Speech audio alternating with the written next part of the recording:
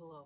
So it is September 29th, 2024. I have a weekly wrap up. This one is much better than last week's. I read seven books, six books, six books. I read six books, which is again better than last week's three. So let's get started. The first book I read was Mercy House by Adam Cesar. I read it on Kindle. Mercy House is I would call it an extreme horror novella.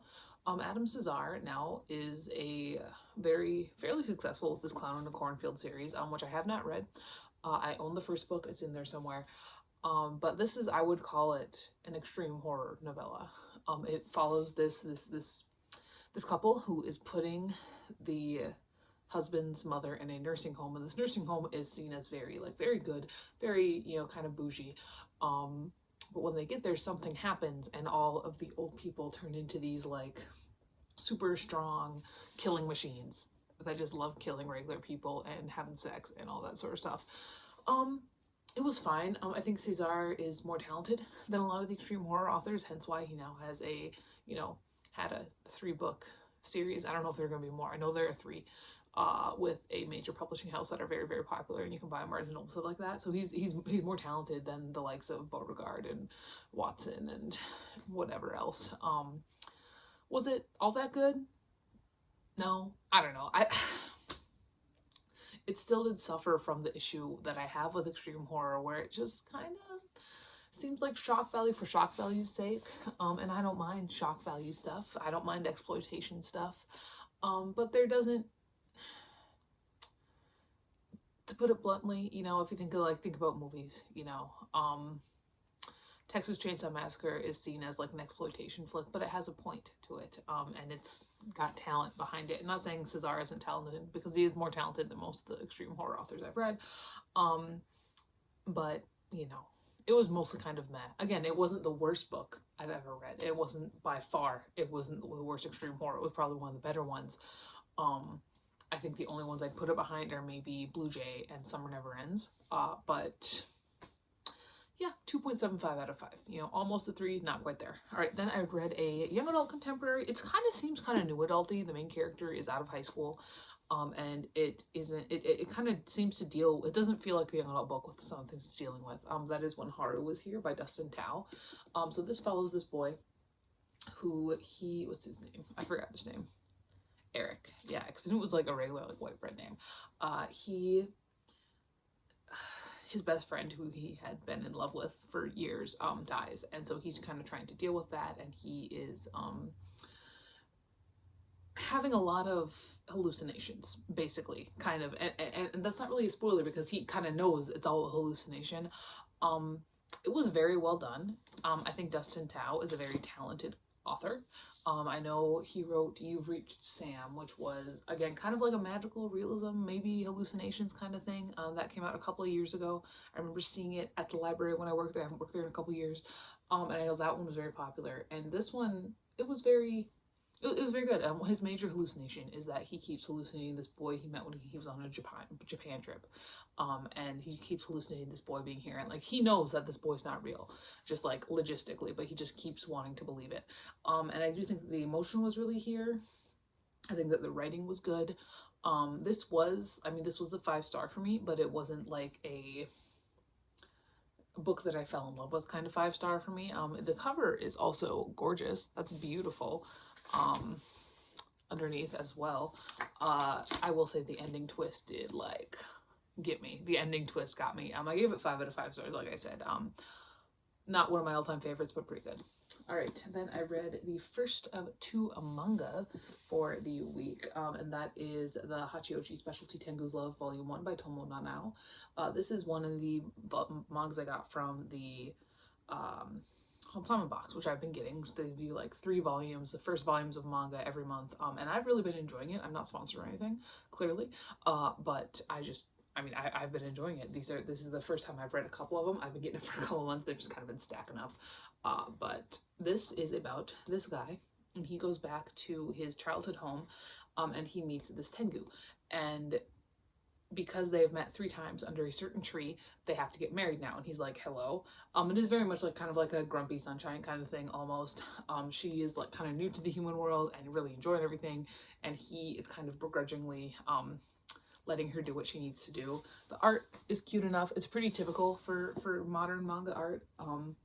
This is one where I am interested in continuing. I did give it a 4 out of 5 though, so I don't know how long I'm gonna continue reading this. I don't know how long the series is gonna be.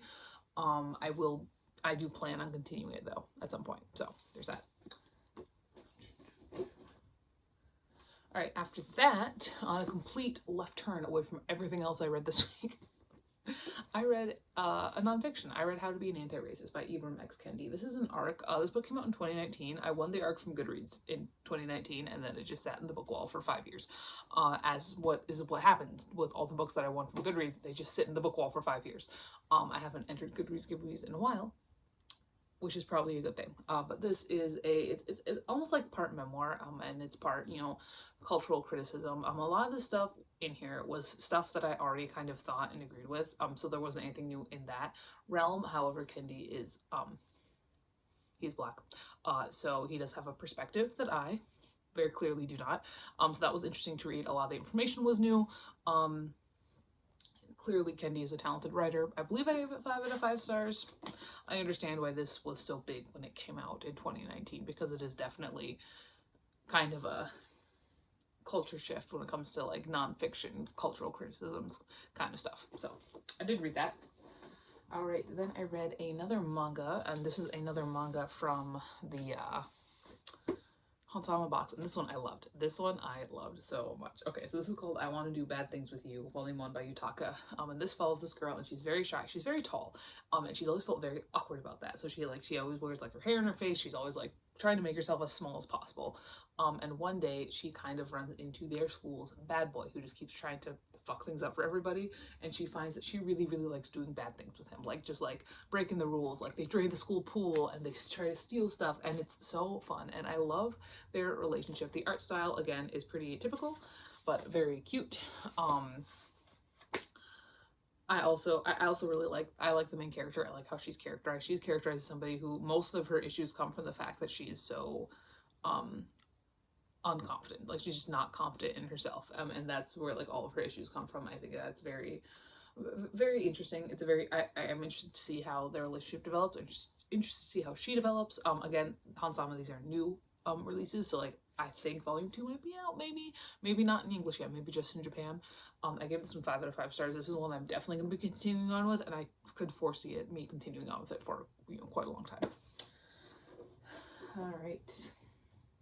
And then the last book that I read this past week was another Kindle book, and that is Vanessa's Secret by Tom Stearns. Again, extreme horror novella. This one was very well written. However, this man had a weird fixation. I'm gonna come back. So Vanessa's Secret is a novella short story situation. Vanessa's Secret is the longest story in the collection. It's about 60 pages. And then there are 4 very short stories that go after that. Vanessa's Secret is about, I'm going to tell you the plot of the main story. It's about this woman, and she is a pedophile. And that is the theme running through every single story in this entire fucking novella set. It's like 80 pages total. That's the theme running through every single one. And I'm like, there's only so much. I'm like, okay, like I could, if it had just been like the main story, like that's what he was trying to write about. It was like, kind of like Tampa by Alyssa Nutting. Then I'd be like, okay, this man wrote something. He's a good writer, very well written. And then the other couple of stories were like about something different. I probably would have felt differently about it, but in my mind, I just keep reading, and the next story is the same thing. And I'm like, all right. And then the next story is the same thing, and I'm like, okay. And it just kind of keeps going. I'm like, this man has some kind of fixation going on here.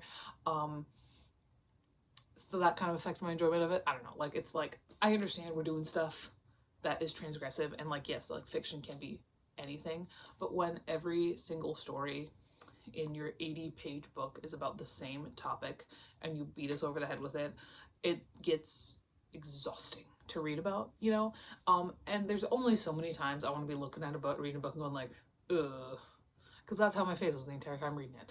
I will say though, like I said, The writing is the best I have ever read in an extreme horror novel or novella or stories or whatever. It's very good. It's very well written. I gave it 3 out of 5 stars. I think the writing did bump it up a bit, because it did feel a bit more professional than a lot of it. Even the Mercy House, it was better than Mercy House in terms of writing. I was just like, I was over it, you know. So there's that. These plus the 2 Kindle books I would have read this past week. I do hope I've already finished 1 book today, which is great. And then my book I'm reading right now is a manga, so next week should be good too. I'm kind of getting back into the flow of how I can be reading when, you know, school's up and job and master's degree and all that stuff. So there's that. I will talk to you later. Bye.